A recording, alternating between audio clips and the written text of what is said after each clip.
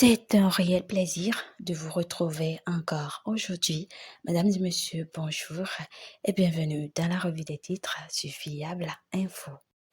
Démarrons avec le quotidien L'Informateur qui nous informe à propos du financement des ODD au niveau local.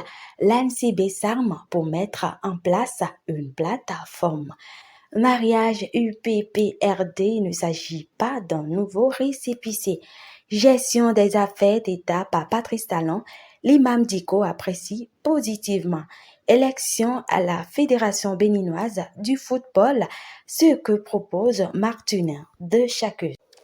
Matin libre qui titre en bandeau séminaire des chefs de corps de l'armée, 4 journées de formation et d'échange sur les défis. Tournoi de football DSS dans la 6e circonscription électorale, Didier Ceci mobilise la jeunesse. Course aux fusions après le PRD, l'offensive vers Moël Bénin. Célébration du 1er août 2022, les enseignements tirés par l'ambassadeur à Roanceau. Site radioélectrique au Bénin, l'ARCEP fixe les périmètres, mesures de sécurité et règles de camouflage. Décryptage info qui nous informe à propos des perspectives de l'économie mondiale. Le FMI prévoit une croissance de 3,8% en 2022 pour l'Afrique subsaharienne.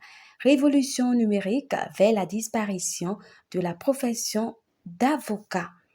Secteur des communications, la CEP rend une décision sur les périmètres et mesures sur les sites radioélectroniques. Nord-Sud quotidien qui titrera en bandeau premier producteur africain de coton. Voici les secrets de la prouesse béninoise. Abomey Calavi, Crescent Agossou réaffirme son engagement aux côtés des jeunes. Répression des violences faites aux femmes, des interrogations sur la nouvelle politique pénale. Le potentiel qui titrera à sa une, élection consulaire à la Chambre de métiers et d'artisanat, Abidjan Dako rattrapé par sa fausse identité, annulation de son siège en vue, le tribunal d'Aplaroué saisi. Guéguerre politique à Boycon, d'Almeida déclenche une procédure judiciaire contre la gestion d'atropos. Formation des jeunes et lutte contre la pauvreté à Abomey, Kudra Meo, chantre de l'entrepreneuriat local. Et pour finir, le télégramme qui nous apprend à propos de la hausse perpétuelle des prix proliférés, aluminium et accessoires de vitrerie par les fournisseurs. L'association des vitriers du Bénin dénonce et interpelle les autorités. Deuxième édition de la fête identitaire Kondobo, Koutonoué, les fils et filles Hula et Seto en communion.